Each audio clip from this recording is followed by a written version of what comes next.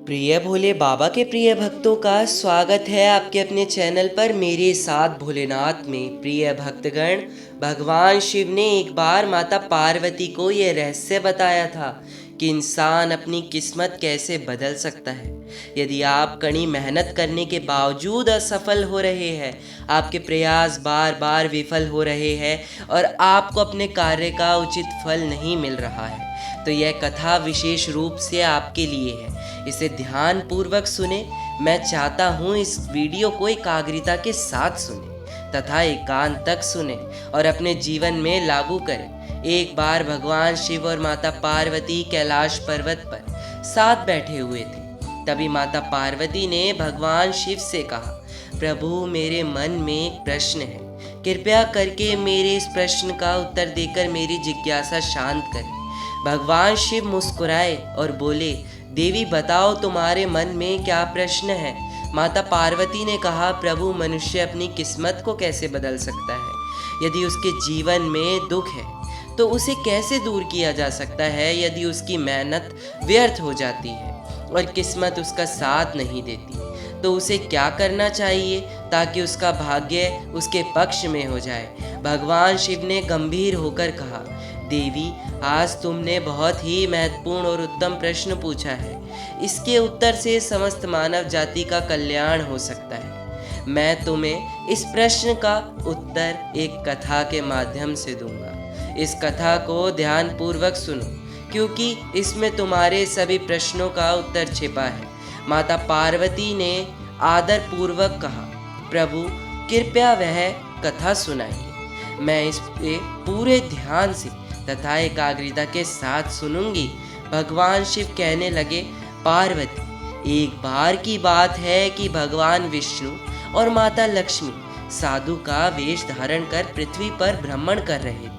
तभी उन्होंने देखा कि एक घने जंगल में रास्ते के किनारे एक व्यक्ति अपनी पत्नी के साथ बैठकर रो रहा है। भगवान विष्णु ने पास जाकर उससे पूछा, तुम कौन हो और इस सुनसान जंगल में क्यों रो रहे हो। भगवान विष्णु की बात सुनकर उस व्यक्ति की सिसकियां थोड़ी कम होने लग गई। अपने आंसू पोंछते हुए कहा, महाराज, मैं पास के गांव का एक बदनसीब व्यापारी हूँ। मैं जो भी काम करता हूँ वह बिगड़ जाता है। मेरी सारी मेहनत बेकार हो जाती है। इसी कारण मैंने अपनी पत्नी के सारे गहने और जेवर भी बेच दिए। मेरे परिवार ने मेरा साथ छोड़ दिया और मेरा घर गिरवी पड़ा है। मुझे लगता है कि मेरी किस्मत ही खराब है।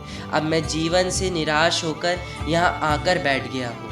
भगवान शिव ने कहा, पार्वती, उस व्यक्ति की बातें सुनकर भगवान विष्णु बोले, किसने कहा कि तुम्हारी किस्मत खराब है। चलो मैं देखता हूँ कि आखिरकार तुम्हारी किस्मत में क्या कमी है। वह व्यक्ति बोला, महाराज, पहले मैं खेती करता था, लेकिन हर साल उसमें घाटा होता था। कभी सूखा पड़ता तो कभी इतनी ज़्यादा बारिश होती कि सारी फसल बर्बाद हो जाती। सब परेशानियों से तंग आकर मैंने खेती छोड़ दी और व्यापार करने का निश्चय किया, लेकिन मेरे पास व्यापार शुरू करने के लिए पैसे नहीं थे। इसलिए मैंने अपनी पत्नी के सारे गहने बेच दिए। उनसे जो भी धन मिला उसी को मैंने अपने व्यापार में लगाया और व्यापार शुरू किया। जब व्यापार नहीं चला तो शुरू में परिवार वालों ने साथ दिया, लेकिन जैसे जैसे लगातार नुकसान होने लगा, परिवार वाले दूर होते गए।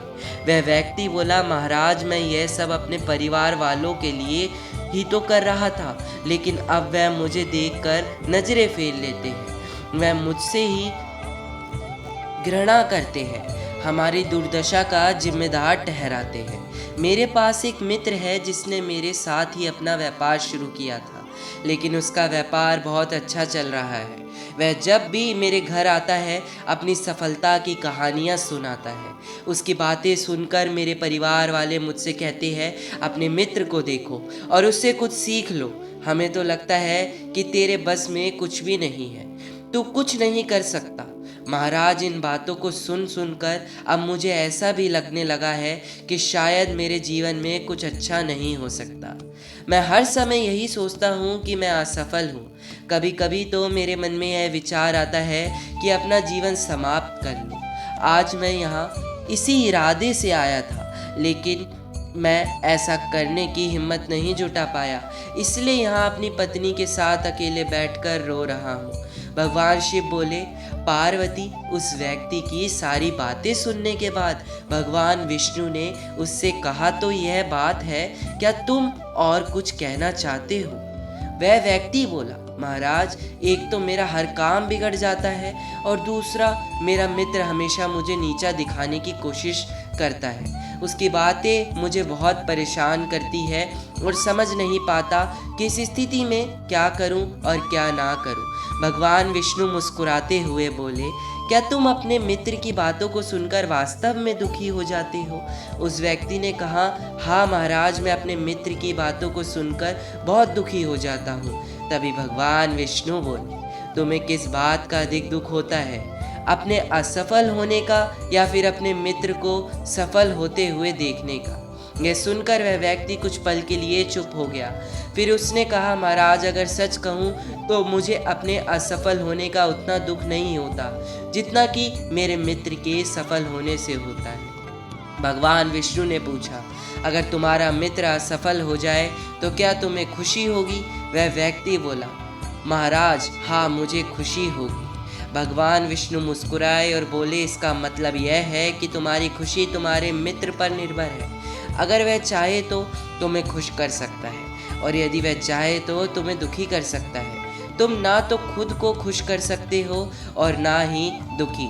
इसका अर्थ यह है कि तुम अपने मित्र के पूरी तरह गुलाम बन चुके हो, इसलिए मुझे लगता है तुम्हारा कुछ भी नहीं हो सकता। भगवान शिव बोले, पार्वती, जब भगवान विष्णु ने थोड़ा नाराजगी भरा स्वर दिखाया और वहां से आगे बढ़ने का प्रयास किया तो वह व्यक्ति घबराकर उनके सामने हाथ जोड़कर खड़ा हो गया। उसने कहा, महाराज, कृपा करके मुझे छोड़कर मत जाइए। आपकी बातों को सुनकर मुझे थोड़ी आशा नजर आ रही है। मुझे बताइए कि मैं क्या करूं? भगवान विष्णु रुके और बोले, यदि तुम मेरी बात मानने को तैयार हो तो मैं तुम्हें स्वयं मार्ग दिखाऊंगा। याद रखना, जब हम किसी बाहरी चीज या व्यक्ति से उम्मीद बांध लेते हैं तो हमारी खुशी और दुख उस पर निर्भर हो जाता है। ऐसे में हम खुद को कमज़ोर बना लेते हैं। इससे बेहतर है कि हम अपने आप से आशा रखो, अर्थात केवल अपने से ही आशा रखो। तुम स्वयं पर भरोसा करोगे और पूरी लगन और प्रयास के साथ अपने काम में जुट जाओगे तो सफलता अवश्य तुम्हारे कदम चूमेगी। याद रखो, अपनी मेहनत और विश्वास के बल पर ही भाग्य को बदला जा सकता है। तो प्रिय भक्तों, यह था इस वीडियो का भाग 1। क्योंकि वीडियो बहुत ही ज़्यादा लंबी ना हो जाए, इसी कारण यह वीडियो भाग में परिवर्तित करी जाएगी। कृपया करके यदि आप आगे की वीडियो जानना चाहते हैं तो हमारे चैनल मेरे साथ भोलेनाथ को सब्सक्राइब अवश्य करें तथा बेल आइकन को प्रेस करें और कमेंट में ज़रूर टिप्पणी कीजिए तथा हर हर महादेव ज़रूर लिखिए। मिलते हैं आपसे इसके भाग 2 के द्वारा। तब तक के लिए हर हर महादेव।